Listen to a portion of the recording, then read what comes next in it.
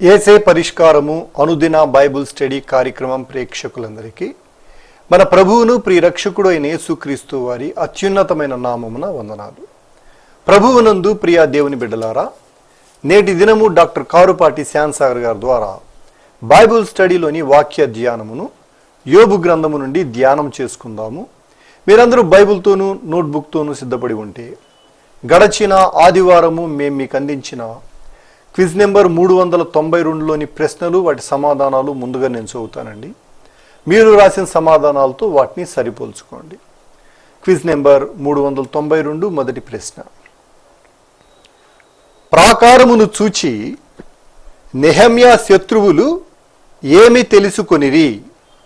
ఈ ప్రశ్నకు సమాధానము, ఇది నెహెమ్యా దేవుని పని అని తెలుసుకొనిరి. రెండో ప్రశ్న. యెరూషలేముపై అధికారమును నెహెమ్యా ఎవరికి ఇచ్చెను? ఈ ప్రశ్నకు సమాధానము, హనానీకిని హనన్యాకును. మూడో ప్రశ్న. యెహోవా యందు ఆనందించుట వలన మీరు బలమొందెదరు. రిఫరెన్సు వ్రాయండి. ఈ ప్రశ్నకు సమాధానము నెహెమ్యా గ్రంథము 8వ అధ్యాయము 10వ వచనం. నాలుగో ప్రశ్న.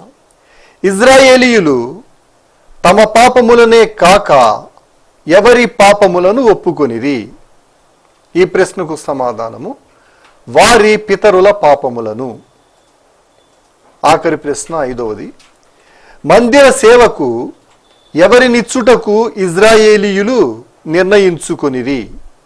ఈ ప్రశ్నకు సమాధానము, వారి జ్యేష్ఠ పుత్రులను. అలాగే క్విజ్ నెంబర్ 393లోని ప్రశ్నలు కూడా నేను చదువుతున్నానండి, తొందరగా రాసుకోవడానికి ప్రయత్నం చేయండి. ఈ క్విజ్ నెంబర్ 393 ఎస్తేరు గ్రంథము మొదటి 5 అధ్యాయాల నుంచి ఇవ్వబడిన ప్రశ్నలు. మొదటి ప్రశ్న. రాజైన అహష్వేరోషు ఆజ్ఞను ధిక్కరించిన రాణి ఎవరు? రాజైన అహష్వేరోషు ఆజ్ఞను ధిక్కరించిన రాణి ఎవరు? రెండో ప్రశ్న. రాజు ఎవరిని ప్రేమించి తల మీద కిరీటము ఉంచెను? రాజు ఎవరిని ప్రేమించి తల మీద కిరీటము ఉంచెను? మూడో ప్రశ్న. హామాను రాజు చే ఎట్టి శాసనము చేయించెను?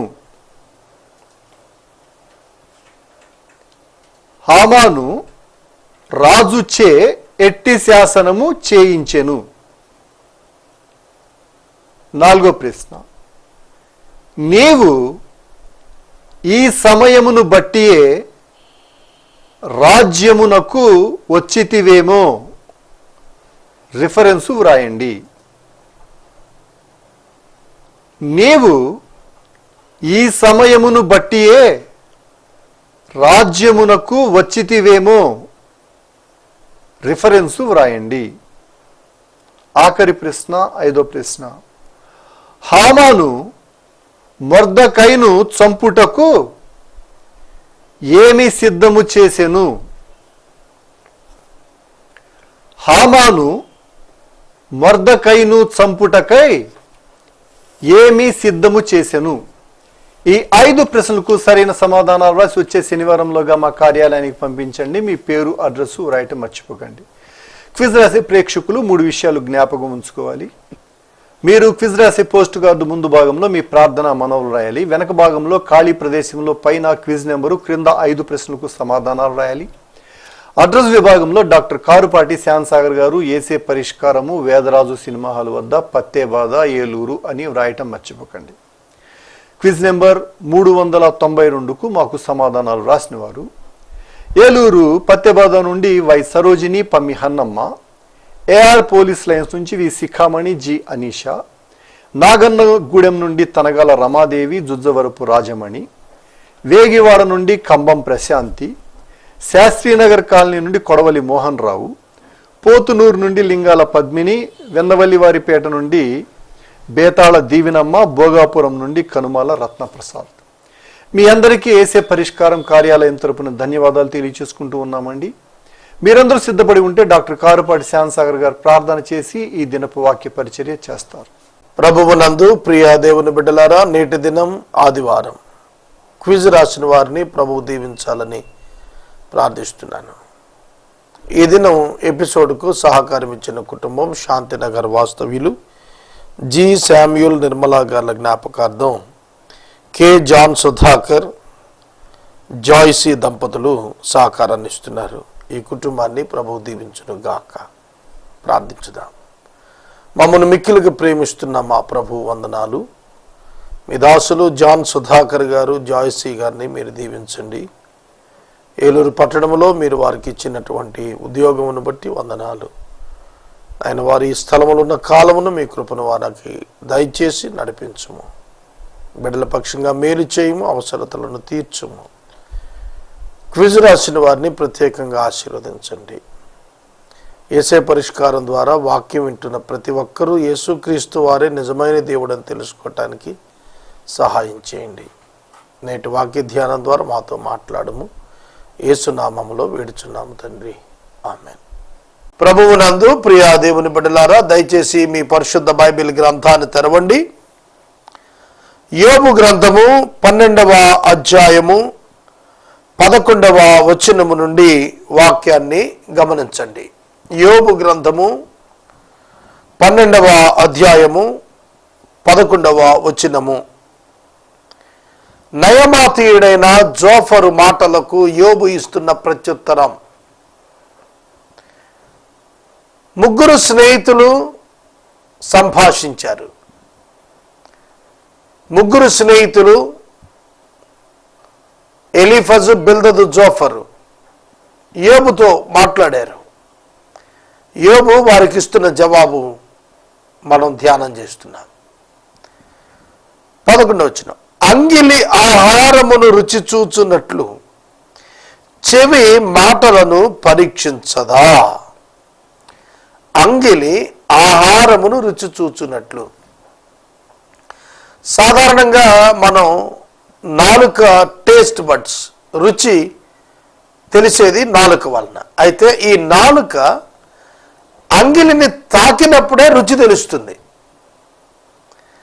మీ నాలుక మీద ఒక పంచదార పలుకు వేస్తే అది అంగిలిని తాకేప్పుడు మాత్రమే అది తీపని తెలుస్తుంది. దాని సెన్సేషన్, ఆ నాలుక అంగిలిని తాకినప్పుడు రుచి వ్యక్తం అవుతుంది, ఐడెంటిఫై అవుతుంది. కనుక ఊరికే నాలుక మీద ఒక పంచదార పలికేస్తే వెంటనే తెలియదు, అది అంగిటికి తాకాలి. అలా ఏ టేస్ట్ అయినా కూడాను. అదే చెబుతున్నాడు ఇక్కడ. అంగిలి ఆహారమును రుచి చూచేటట్లు చెవి మాటలను పరీక్షింపదా? చెవి మాటలను పరీక్షించదా? మీరు మాట్లాడుతున్న మాటలు నాకు అర్థం కావని అనుకుంటున్నారా? నేను మాట్లాడుతున్న మాటలు మీకు అర్థం కావటం లేదా? రెండు భావాలు. ఒకటి, మీ మాటలు నాకు అర్థమవుతున్నాయి, నా మాటలు మీకెందుకు అర్థం కావటం లేదు? అది అతని ఆర్గ్యుమెంట్. వృద్ధుల యొద్ద జ్ఞానం ఉన్నది, దీర్ఘాయువు వలన వివేచన కలుగునని మీరు చెబుతురు. మీరు చెప్పుదురు అన్నప్పుడు ముగ్గురు స్నేహితులు, బిల్దదు, జోఫరు, ఎలీఫజు. వృద్ధుల దగ్గర జ్ఞానం ఉన్నది అంటే అనుభవశాలురు గనుక. దీర్ఘాయువు అంటే బాగా ఆయుష్ కలిగిన వారు, వివేచన ఉన్నది అని చెబుతున్నారు. కానీ జ్ఞాన శౌర్యాలు ఆయన యొద్ద ఉన్నాయి, ఆలోచన వివేచన ఆయన దగ్గర ఉన్నాయి. ఆలోచించము.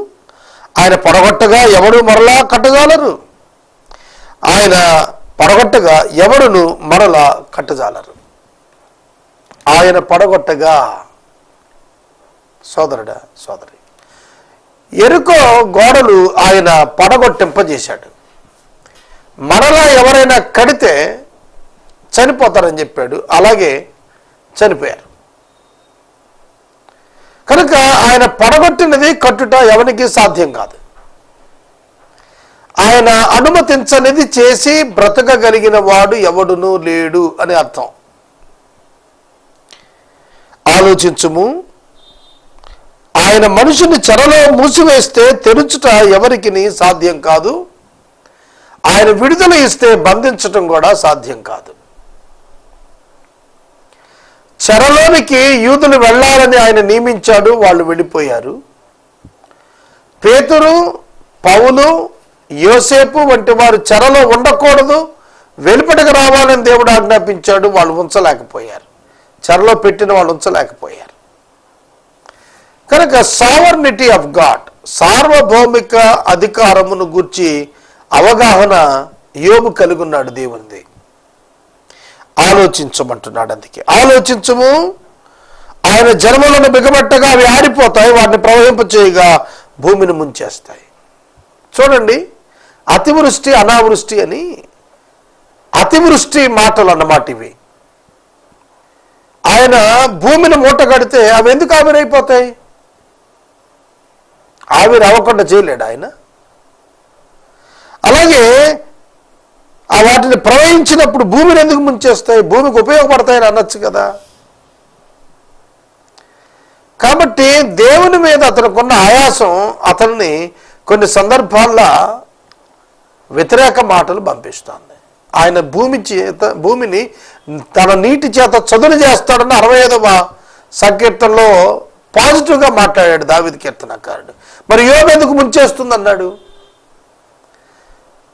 యోబు దేవుని ఒక నాశనకుడుగా ఎక్స్పోజ్ చేయడానికి ప్రయత్నం చేస్తున్నాడా అని అనిపిస్తోంది ఇక్కడ. బలమును జ్ఞానమును ఆయన స్వభావ లక్షణాలు, మోసపుచ్చువారు మోసపడేవారు ఆయన వశంలో ఉన్నారు. బలము జ్ఞానము ఆయన స్వభావ లక్షణాలు వండర్ఫుల్. మోసపుచ్చువారు ఆయన యొక్క స్వాధీనాన్ని ఉన్నారు, మోసపడుతున్న వారు ఆయన స్వాధీనాన్ని ఉన్నారు. మోసపుచ్చువాడు మోసపడుతున్న వాడిని మోసగించుట దేవుని స్వాధీనంలో ఉందా? జాగ్రత్తగానండి ఇక్కడ నా మాట. మోసపుస్తున్నవాడు మోసపడుతున్న వాడిని మోసగించుట దేవుని చేతిలో లేదు, మోసపరుస్తున్న వాడి చేతిలోనే ఉంది. It is his personal decision to cheat others. God is not involving in that act. అందులో దేవుడు జోక్యం చేసుకోడు. అర్థమవుతుందా? మోసపడుతున్నవాడు దేవుని కంట్రోలే, మోసపుచ్చుతున్నవాడు దేవుని కంట్రోలే అన్నప్పుడు ఆ వ్యక్తిని ఏమి చేయటానికైనా దేవునికి అధికారం ఉందని. అంతేగాని మోసం చేయకుండా అతన్ని ఆపే దేవుడు మోసగించుతూ ఉన్నాడు కనుక మోసపోతున్న వ్యక్తిని మోసగించబడకుండా పక్కకు జరిపేయాలి. ఆయన యొక్క సార్వభౌమిక ప్రణాళికలో ఆయన జ్ఞానము, ఆయన యొక్క శక్తి, ఆయన గుణ లక్షణాల ప్రదర్శన ద్వారా మానవులకు ఇచ్చినటువంటి స్వతంత్రతను మానవులు దుర్వినియోగం చేసుకుంటున్నారు. దేవుడు ఎవరిని మోసపుచ్చమని చెప్పడు, అలాంటి దేవుడు కాడు. కనుక వారి తీర్పు వారి మీద వచ్చేటట్లు వారు ఆ విధంగా తమంతట తాము ప్రయత్నం చేస్తున్నారు. దానిలో దేవునికి భాగం లేదు. ఆలోచనకర్తలను వస్త్రహీనులుగా చేసి ఆయన వారిని తోడుకొని పోవును. ఇదేమిటి? న్యాయాధిపతులను అవివేకులుగా కనపరచును. ఇదేమిటి?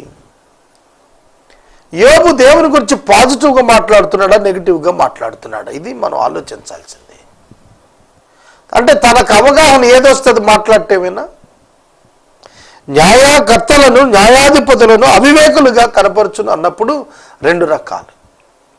న్యాయాధిపతులు తమకే అంతా తెలుసు అన్నట్లుగా తమ చేతుల్లోనికి సమస్తాన్ని తీసుకుని అన్యాయం చేస్తే వారిని దేవుడు అవివేకులు అనేది అర్థమయ్యేట్టుగా చేస్తాడు. అంతేగాని న్యాయముగా న్యాయము తీర్చేవాడిని అవివేకులుగా ఎంచాల్సిన పని ఏంటి దేవునికి? లేదు. న్యాయాధిపతులను అవివేకులుగా కనపరచును అన్నప్పుడు వారి తీర్పులు వాక్యానుకూలం కాకపోతే వారు అవివేకులే, అందులో సందేహం లేదు. అలాగే ఆలోచనకర్తను వస్త్రహీనులుగా చేసి కనుపరుస్తాడు, ఆయన వారిని తోడుకొని పోతాడు అన్నాడు. ఆలోచనకర్తలు దేవుడు అనుగ్రహిస్తేనే ఆలోచనకర్తలు అయ్యేది. వారిని వస్త్రహీనులుగా ఎందుకు చేస్తాడు? అంటే మనుషులు తాము అనుకునే ఆలోచనకర్తలను అయితే ఆయన చేయగలుగుతాడు. తాను నియమించిన వాడిని తానే ఎందుకు హీనపరుస్తాడు? అది గాడ్స్ క్యారెక్టర్ కాదు. కనుక వాక్యాన్ని వివిధ కోణాల్లో అర్థం చేసుకుందాం. రాజుల అధికారం ఆయన కొట్టివేయును, ఆయన వారి నడుములకు గొలుసులు కట్టును. రాజుల అధికారాన్ని ఆయన కొట్టివేయును, ఆయనకు అధికారం ఉన్నది. అధికారం ఇవ్వగలిగిన వాడు ఆయనే, తీసివేయగలిగిన వాడు ఆయనే. యాజకులను వస్త్రహీనులుగా చేసి వాడిని తోడుకొని పోవువాడు, స్థిరముగా నాటుకుని వాడిని ఆయన పడగొడతాడు. వాక్చాతుర్యం గలవారి పలుకును ఆయన నిరర్థకం చేస్తాడు. ఆయన శక్తి సామర్థ్యాలను పొగుడుతున్నట్టుగా అనిపిస్తున్నప్పుడు అవి వ్యతిరేకంగా స్ఫురించకూడదు. అలాంటి స్మరణ వచ్చింది అని అంటేనే అది పాపం, సాతాను. అది శరీరమే, అది దైవాత్మ కాదు. చూడండి, వాక్చాతుర్యం గలవారి పలుకును ఆయన నిరర్థకం చేయను అన్నప్పుడు దేవుని యొక్క వాక్యం ప్రకారం మాట్లాడని వాడు నిరర్థకుడు అవుతాడు. అంతేగాని దేవుడు వాడు నిరర్థకుడిగా చేయాల్సిన అవసరం దేవునికి లేదు. వాక్చాతుర్యం చేత చాలా మంది ప్రజలు ఒప్పించగలుగుతారు, కానీ దేవుడిని మెప్పించలేరు. పరిశుద్ధుడైన పౌలు గారు కొరింథీ సంఘానికి వాక్యాన్ని వ్రాస్తూ మొదటి పత్రిక 1వ అధ్యాయం 17వ వచనంలో, వాక్చాతుర్యము లేకుండా సువార్త ప్రకటించటానికే నన్ను పంపెను. వాక్కు చాతుర్యం అంటే వాక్కు చేత ఇతరులను చాకచక్యంగా కన్విన్స్ చేయటం. మనుషులు కన్విన్స్ కాకపోయినా వాక్కుని చెప్పటం రెండు వ్యత్యాసమైనవి. తాను చెప్పాలనుకున్న దాన్ని ఎదుటి వ్యక్తులు అంగీకరించేట్టుగా చెప్పడానికి ప్రయత్నించటం వాక్యానుకూలం కాకపోయిన దాన్ని, అది వాక్చాతుర్యం. వాక్చాతుర్యం లేకపోయినా సువార్త ప్రకటన సందేశం అందులో మార్పు లేదు, చెప్పాల్సిందే. అది దేవుంది, సువార్త దేవునిది. దేవుని యొక్క సువార్తకు కలపాల్సిన పని లేదు, చెరపాల్సిన పని లేదు. ఒకరు ఒప్పుకోవడం కొరకు నీవు చాతుర్యం ప్రదర్శించాల్సిన పని లేనే లేదు. ఇది వాస్తవం. 13 సంవత్సరాలు టీవీలో నేను వాక్యం చెబుతున్నాను. బ్రతిమలాడి బుజ్జగించి వివిధ రకాలుగా కన్విన్స్ చేయాల్సిన పని ఎవరికీ లేదు. స్ట్రైట్ వర్డ్ ఆఫ్ గాడ్, తిన్నగా చెప్పటమే. నా ప్రతిభ బయటపెట్టడానికి వాక్యం బోధిస్తున్నప్పుడే బయటపెట్టాల్సిన అవసరం లేదు. కనుక అతడు బాగా మాట్లాడుతున్నాడు అని పేరు తేటానికి, ప్రజల చేత ఒప్పించబడటానికి ఎన్నడూ మనం ప్రయత్నం చేయకూడదు. ఆ ప్రయత్నమే పాపం. అందుకనే కొందరి బోధ వారికి పాపంగా పరిగణించుతుంది. ఇక్కడ ఏమంటున్నాడు? యాజకులను వస్త్రహీనం చేసి తోడుకొని పోయేవాడు, స్థిరముగా నాటుకుని వారిని పడగొట్టేస్తాడు. ఆలోచించండి, యోబు యొక్క మాటలు దేవుడు ఎలా అర్థం చేసుకుంటాడు? స్థిరపడిన వారిని ఎందుకు పడగొడతాడు? స్థిరపరిచే దేవుడు స్థిరపడిన వాడిని పడగొడతాడా? స్థిరపడిన వారిని కాదు, గర్వముతో ఉంటే స్థిరపడిన వారు వారిని పడగొడతాడు. స్థిరపడిన వాళ్ళని పడగొట్టడు దేవుడు. గర్విష్ఠులైపోతే స్థిరపడి అప్పుడు వారిని పడగొడతాడు. వాక్చాతుర్యం కలిగిన వారి యొక్క వాక్చాతుర్యం నిరర్థకం చేయడు. వాక్చాతుర్యం against the word of God ఉంటే నిరర్థకం చేస్తాడు. క్లారిటీ ఉండాలి. మనం మాట్లాడేటప్పుడు ఒక మంచి చెప్పాలనుకుని చెడు ప్రజెంట్ చేస్తే ఏమిటి ఉపయోగం? అలా ఉండకూడదు. పెద్దలను బుద్ధి లేని వారిగా చేయును, అధిపతులను ఆయన తిరస్కారం చేయను, బలజ్ఞుల నడికట్లు విప్పును, చీకట్లో రహస్యంలో ఆయన బయలుపరచును, మరణాంధకర్మిలోకి రప్పించును. 21వ వచనం, అధిపతులు ఆయన తిరస్కారం చేయను కాదు, వాస్తవంగా అధిపతులే ఆయన తిరస్కారం చేస్తారు. 2వ సంకీర్తనలో భూపతులందరూ లేచి ఆయనకు వ్యతిరేకంగా మాట్లాడుతుండగా ఆయన అపహాస్యం చేస్తున్నాడు అన్నాడు. కనుక ఆయన దోషం ఉండేట్టుగా మనం ఎన్నడూ మాట్లాడకూడదు. ఆయనలో దోషం ఉందని మాట్లాడకూడదు. మనుషుల్లో దోషాన్ని ఆయన చూస్తున్నాడని మాట్లాడాలి, అంతవరకే. చీకటిలోని రహస్యములను ఆయన బయలుపరచుచు మరణాంధకారం వెలుగులోనికి రప్పించును. రహస్యాలు బయలుపరచడం దేవుని వశం. ద్వితీయోపదేశకాండం 29వ అధ్యాయం 29వ వచనం. రహస్యములు మన దేవుడిని యెహోవాకు చెందును. అవి బయలుపరచబడినందుననే మనకు తెలుస్తాయి. బయలుపరచబడినవి మనకి మన పిల్లలకు చెందుతాయని రాశాడు మోషే గారు. కొన్ని రహస్యాలు God is maintaining some secrets which belongs to him only. అవి ఆయనకే చెందే, ఆయనే మెయింటైన్ చేస్తాడు. అన్ని నీకు చెప్పాల్సిన అవసరం లేదు. కనుక రహస్యాలను ఆయన బయలుపరచాలనుకుంటే బయలుపరుస్తాడు, ఆయన మరుగు చేయాలంటే మరుగు చేస్తాడు. దానియేలు గ్రంథంలో దానియేలు వీటిని నీవు ముద్రించుమన్నప్పుడు సీల్డ్, దాచిపెట్టాయి, సీలేసాయి, మరుగు చేసాయి అని చెప్పాడు. వాటిని దేవుడు ఓపెన్ చేశాడు. ప్రకటన గ్రంథం, అపోకలిప్స్, ప్రకటన గ్రంథం, ప్రకటన, రెవల్యూషన్. ప్రకటన అనేటువంటి పదం అన్వెయిలింగ్, తెర తీయుట, తెర తొలగించుట. దానియేలు దేనినైతే తెర మరుగు చేశాడో దానిని ప్రకటన గ్రంథంలో యోహానుకు తెర తీసి ప్రభువే స్వయంగా బోధించాడు పద్మోస్ దీపంలో. అందుకే ప్రకటన గ్రంథాన్ని తెర తీయుట గ్రంథము అని చదవాలి. ప్రకటన గ్రంథం అంటే హెచ్చరిక గ్రంథం కాదు. ప్రకటన అంటే తెర తీయుట, అన్వెయిలింగ్ అని అర్థం. కనుక రహస్యాలు మరుగు చేసేవాడు ఆయనే, తీసి బయటకు ఇచ్చేవాడు కూడా ఆయనే. ప్రియమైన దేవుని బిడ్డలారా, దేవుణ్ణి జాగ్రత్తగా అర్థం చేసుకోండి. జనములను విస్తరింపచేయును, నిర్మూలము చేయును, సరిహద్దులను విశాలపరచును, జనములను కొనిపోవును.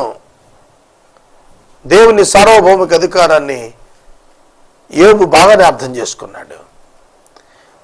సరిహద్దులు విశాలపరిచేవాడు ఆయనే, జనాలను చెరల్లోనికి తీసుకుని పోయేవాడు కూడా ఆయనే. ఇశ్రాయేలీయులు పాపము చేసిన ప్రతిసారి వారిని చెరలోకి తీసుకుని వెళ్ళింది ఆయనే. వారు మొరపెట్టినప్పుడు విమోచకులు పంపి విడిపించిన వాడు ఆయనే. అదే న్యాయాధిపతుల గ్రంథం. 16 మంది న్యాయాధిపతులు వివిధ కాలాల్లో వారి వారి పాపాన్ని బట్టి చెరలోనికి వెళ్ళిన ఇశ్రాయేలు జనాంగాన్ని విడిపించడానికి దేవుడు సహాయం చేశాడు. త్రోవ లేని మహారణ్యములో వారిని తిరుగులాడు చేయును, వారు వెలుగు లేకట చీకటిలో తడబడుచు ఉందరు. మత్తు వెనిన వాడు తూలునట్లు ఆయన వారిని తోల చేయును. చూడండి, దేవుని వ్యతిరేకించిన వారి గతి ఏమవుతుందో ఇక్కడ మనం అర్థం చేసుకోవాలి. వెలుగు లేక చీకటిలో తడువులాడేవారు, త్రోవలు లేక అరణ్యములో తిరుగులాడుతూ ఉన్నారు. ఎవరు వీరు? దేవుని ఎరుగినటువంటి వారు. దేవుని ఎరిగిన వారిని గురించి మనం కీర్తనాకారుడు చెప్పిన మాట, ఆయన వాక్యము నా త్రోవలకు వెలుగును, నా పాదములకు దీపమై ఉంది అని అన్నాడు. కనుక ఆయన నా అడుగులు స్థిరపరిచేవాడు, నడిపించేవాడు ఆయనే, నాకు ముందర పోయేవాడు ఆయనే అని బైబిల్ చెబుతోంది. కానీ ఇక్కడ యోబు ఉంటున్నాడు, వెలుగు లేక చీకట్లో తడబడతారన్నాడు, త్రోవ లేక మహారణ్యంలో తిరుగులాడుతున్నారు అన్నాడు. ఎవరిని గురించి మాట్లాడుతున్నాడు? లోకము దేవుని ఎరుగనప్పుడు చీకటిలోనే, గాఢాంధకారంలోనే ఉంటుంది. లోకము దేవుని ఎరుగని స్థితిలో ఉన్నప్పుడు గాఢాంధకారమే. వెలుగు లేకపోవటం వలన వివేచించలేడు. నువ్వు కళ్ళు మూసుకొని ఉంటే నీకేం కనిపిస్తుంది? ఏం కనపడదు. వెలుగును నువ్వు చూచినప్పుడే కదా. వెలుగు లేకపోతే నువ్వు కళ్ళు తెరిచిన ప్రయోజనం ఏముంది? కనుక యోబు యొక్క మాటలు దేవుని గుణలక్షణాలను ఎరిగి మాట్లాడుతున్నప్పుడు కాంట్రాడిక్ట్ అవుతున్నాయి కొన్ని స్టేట్మెంట్స్. అందుకే అతని స్నేహితులు అతనితో విపరీతంగా వాదులాటకు దిగిపోయారు. అలా అయినప్పుడు దేవుడు వారిని ఎందుకు ఖండించంటే, కనికరం చూపాల్సిన వ్యక్తి అతను. కనికరం పొందాల్సిన స్థితిలో యోబు ఉన్నాడు, చూపాల్సిన స్థితిలో స్నేహితులు ఉన్నారు. కానీ వాళ్ళ కనికరానికి బదులుగా ఆర్గ్యుమెంట్ చేసి న్యాయం గురించి మాట్లాడారు. అందుకే దేవుడు వారిని గద్దించాడు. ప్రియమైన దేవుని బిడ్డలారా, దేవుని గుణలక్షణాలు గుర్తెరగకుండా దేవుని గురించి మాట్లాడటం పాపం అవుతుంది. జాగ్రత్త. దేవుని గురించి ఎరుగకుండా దేవుని గురించి మాట్లాడవద్దు. దేవుని గురించి సాధారణ అభిప్రాయాలు చెప్పకండి. దేవుని యొక్క గుణలక్షణాలు వాక్యములో ఎరిగినప్పుడే ఆయన గురించి మాట్లాడాలి మనం. పరిశుద్ధాత్మకు వ్యతిరేకంగా పాపం చేసిన వాడికి పాపక్షమాపణ లేదన్నాడు.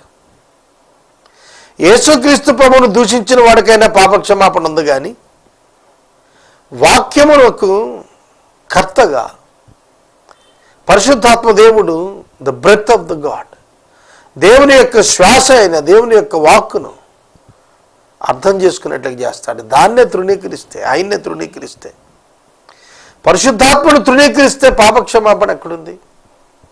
ఒక పాపిని కన్విన్స్ చేసేవాడే పరిశుద్ధాత్మ దేవుడు. అయ్యో నేను పాపిని ఒకడు గ్రహించేటట్లుగా చేయగలిగిన వాడు ఆయనే. వాక్యానికి లోబడి ఆయన చేసినవన్నీ కూడా జరుగుతాయి. వాక్యానికి వ్యతిరేకంగా పరిశుద్ధాత్ముడు ఏమి చేయడు.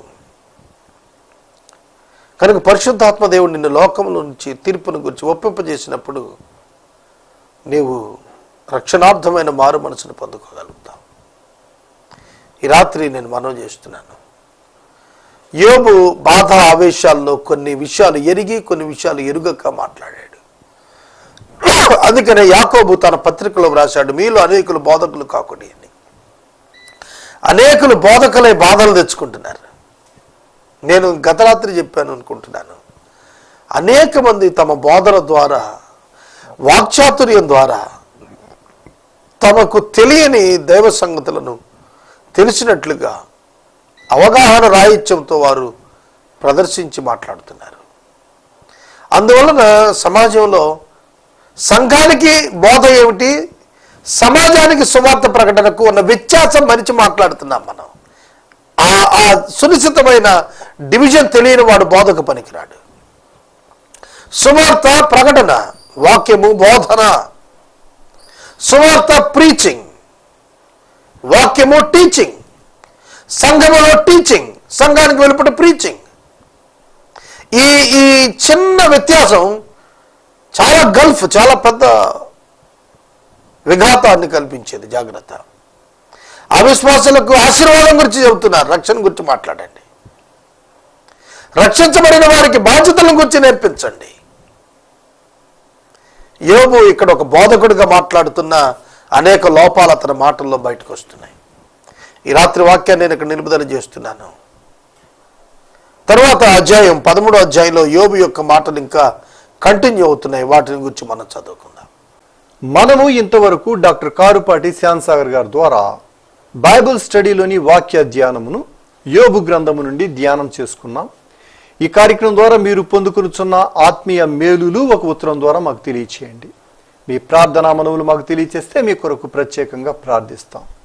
మీ కుటుంబ పక్షముగా ఒక ఎపిసోడ్ ప్రసారం చేయాలనుకునేవారు మాకు తెలియచేస్తే మా సిబ్బంది మీ గృహాలను దర్శిస్తారు.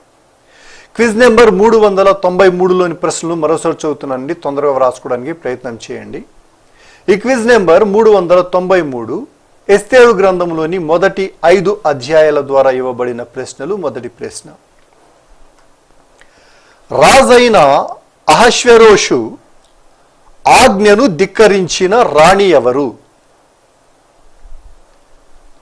రాజైన అహశ్వేరోషు ఆజ్ఞను ధిక్కరించిన రాణి ఎవరు? రెండో ప్రశ్న, రాజు ఎవరిని ప్రేమించి తల మీద కిరీటము ఉంచెను? రాజు ఎవరిని ప్రేమించి తల మీద కిరీటము ఉంచెను? మూడో ప్రశ్న, హామాను రాజుచే ఎట్టి శాసనము చేయించెను? హామాను రాజుచే ఎట్టి శాసనము చేయించెను? నాలుగో ప్రశ్న, నీవు ఈ సమయమును బట్టియే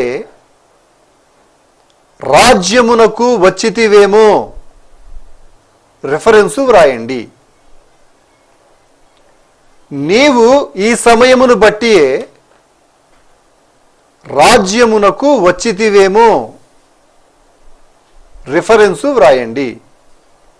ఆఖరి ప్రశ్న, ఐదో ప్రశ్న, హామాను మొర్దెకైను చంపుటకు ఏమి సిద్ధము చేసెను? హామాను మొర్దెకైను చంపుటకు ఏమి సిద్ధము చేసెను? ఈ 5 ప్రశ్నలకు సరైన సమాధానాలు రాసి వచ్చే శనివారంలోగా మా కార్యాలయానికి పంపించండి. మీ పేరు, అడ్రస్సు రాయటం మర్చిపోకండి. ముగింపు ప్రార్థన, ఆశీర్వాదాలతో ఈ కార్యక్రమాన్ని ముగించుకుందాం.